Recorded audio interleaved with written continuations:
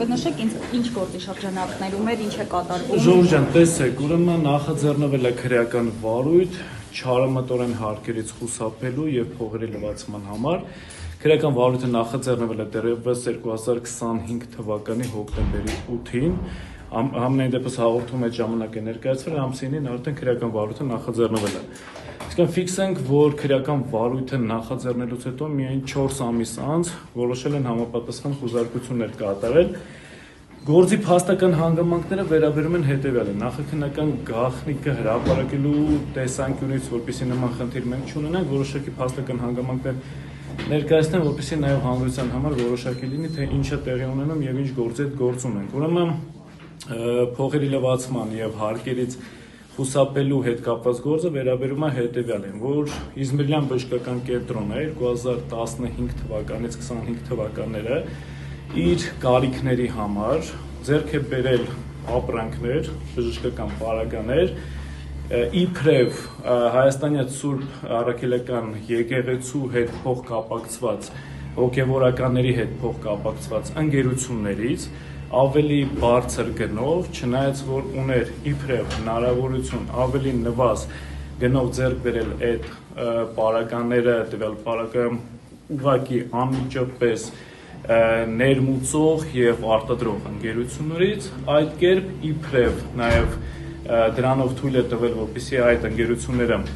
որոնք ունեն իբրև փոխկապակցվածություն Հայաստանյան Սուրբ Առաքելական եկեղեցու բարձրաստիճան հոգևորականների հետ իրենց համար առաջացրել են մեծ շահույթներ, այդ կերպ խուսափել են առանձնապես խոշոր չափերով հարկերից եւ արդյունքում որոշակի գործարքներ կատարելով իբրև լեգալիզացրել են համապատասխան դրամական միջոցները։ Այսինքն գործը բարձրաստիճան հոգևորականների մասին որոշակիացված տվյալներ այդտեղ առկա չեն, ինչ վերաբերվում է թվաբանական ցուցանիշին հրապարակելու հնարավորություն չունեն, պարզապես քանի որ խոսքը գնում է նախաքննական գաղտնիքի մասին, բայց ընդհանուր պատկերը հետևյալն է, որ ունեցել են իբրև հնարավորություն ուղղակի անմիջապես արտադրող եւ ներմուծող ընկերություններից ձեռք բերել համապատասխան բժշկական պարագաներ, չեն արել դա, ձեռք են բերել բժշկական պարագաներ մի այնպիսի ընկերություններից, որոնք իբրև փոխկապակցված են բարձրաստիճան հոգևորականների հետ, այդ կերպ իրենց համար առաջացնելով մեծ շահույթ եւ դրանով պայմանավորված հետագայում որոշակի գործողություններ կատարելով խուսափել են հարկերի վճարումից, ամբողջը վերաբերում է Հայաստանյան Սուրբ Առաքելական եկեղեցուն։ Բայց տեղեկատվությունը որտեղից կարող է իմանալ քննչական։ Ես հիմա պարզաբանեմ։ Տեսեք, Իզմիրյան բժշկական կենտրոնը ստացված փաստական տվյալների եւ դա փաստը, որը մեկի համար գաղտնիք չի, պատկանում է եւ գտնվում է հսկողության տակ Մայր Աթոռի։ Եվ Մայր Աթոռի տվյալ պարագային փոխկապակցվածությունը արդեն Սուրբ Առաքելական եկեղեցու հետ, ասում են, որ նշված գործողությունները հենց վերաբերում է այն ընկերություններին, որոնք որ փոխկապակցված են իբրև այդ բարձրաստիճան հոգևորականների հետ, դրանով պայմանավորված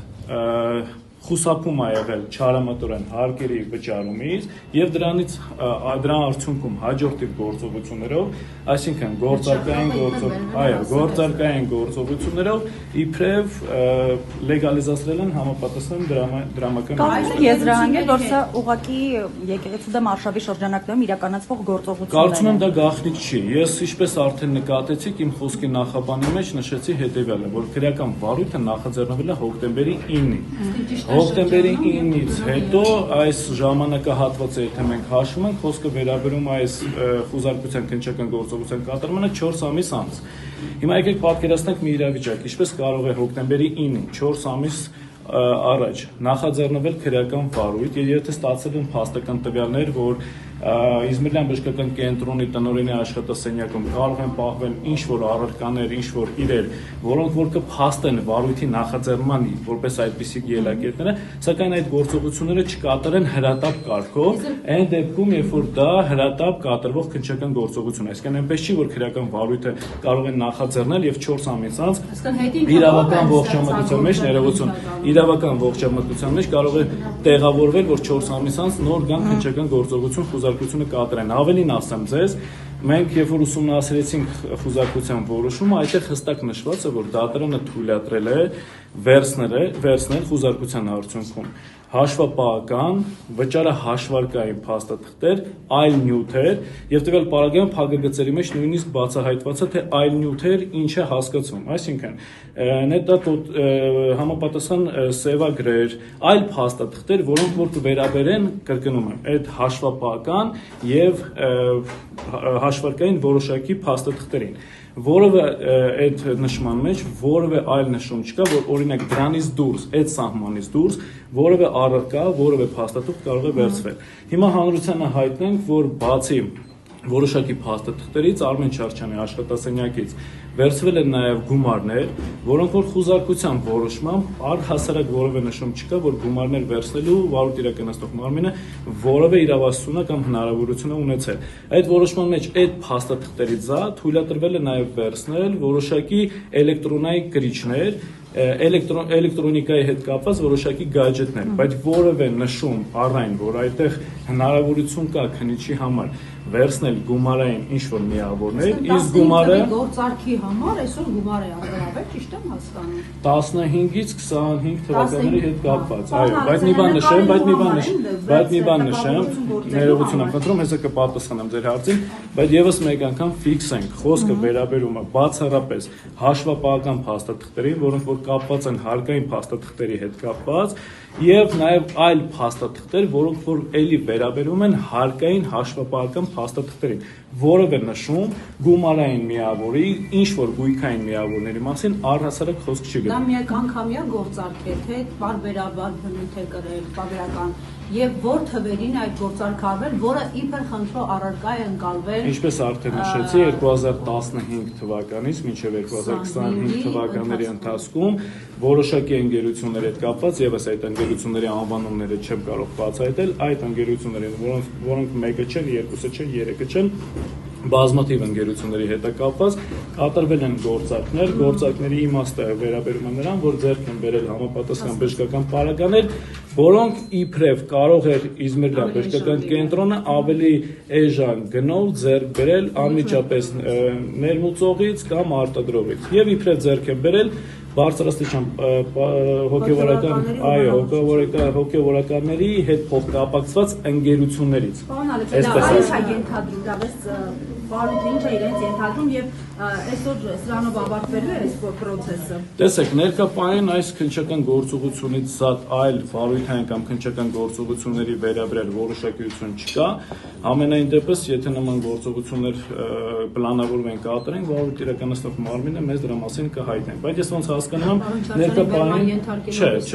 ներկայապայեն ոչ բերման ենթարկելու, ոչ ձերբակալելու ինչ որ ոչ նախադրյալներ կա, սկսենք դրանից։ Երկրորդ էլ որևէ նմանատիպ գործողություններ վարույթ իրականացնող մարմինը չի պլանավորում։ Հիմա վերադառնամ ձեր հարցին, թե ինչի հետ է կապված։ Ես իմ խոսքի նախապանի մեջ նշեցի, այս վարույթը նախաձեռնվել է դեռևս 4 ամիս առաջ։ Հարցը առաջանում, եթե 4 ամիս առաջ է նախաձեռնվել, ինչ որ նվազագույն տվյալներ այդ ժամանակ են ունեցել։ Պարզ տրամաբանությունը հուշում է, որ հենց այդ ժամանակ էլ որպես հրատապ կատարվող քննչական գործողություն, խուզարկություն, եթե դրա անհրաժեշտությունը կա, պետք է կատարեն հենց նույն օրը կամ հաջորդ օրը, բայց ոչ 4 ամիս անց։ Հիմա հարց կարծում եմ հրետորական, որն է դրա պատճառը, կարծում եմ բոլորը այդ պատասխանը շատ լավ գիտեն, որտեղ վերջի ժամանակահատվածում այնինչ տեղի է ունենում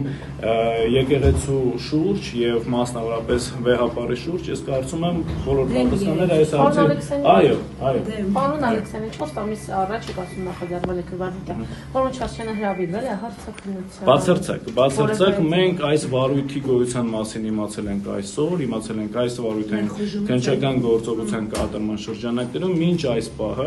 Արմեն Չարչյանը եւ Իզմիրլյան բժշկական կենտրոնի որևէ աշխատակից, սկսած տնօրենից, փոխտնօրենից եւ վերջացած յուրաքանչյուր այլ աշխատակցի հետ կապված որևէ հրավեր վարույթ իրականացնող մարմին որևէ վարույթային գործողություն բացարձակապես, ինչպես ձեր համար այս ամեն ինչը անակնկալ եղել, այնպես էլ մեր համար է։ Մեծաստիճան հոգևորականները, որ քիչ առաջ նշեցի, պարոն Ալեքսանդյան, իրենք հրավիրվել են հարցաքննության կամ ինչ որ ձևով անցնում են այս բանը։ Տեսեք, այս զամբյուղի վերաբերյալ մեծ տեղեկություն առհասարակ հայտնի չի, որովհետև խոզարկության որոշման մեջ թեև բացահայտված են որոշակի փաստական հանգամանքներ, բայց նաև ես պատասխանելով սիրելի Սյուզիի հարցին, թե ինչ բարձրաստիճան հոգևորականների մասին է խոսքը գնում, առհասարակ դրա մասին որոշակիացված նյութ չկա։ Թե կոնկրետ X-ը, Y-ը անձը առհասարակ անուն չկա։ Մենք չգիտենք, թե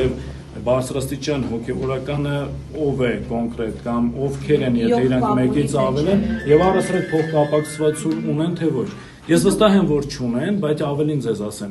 այնիշ խոզարկության որոշման մեջ նշված է բացառապես օպերատիվ տեղեկությունների մակարդակում։ Մենք ֆիքսենք, որ օպերատիվ տեղեկությունները դատավարական իմաստով դրանք ապացուցողական զամբյուղ չեն, ապացուցողական որևէ նշանակություն չունեն, հետևաբար այս պայմաններում մենք ունենք պարզապես սնանկ փաստական տվյալների հետ գործ։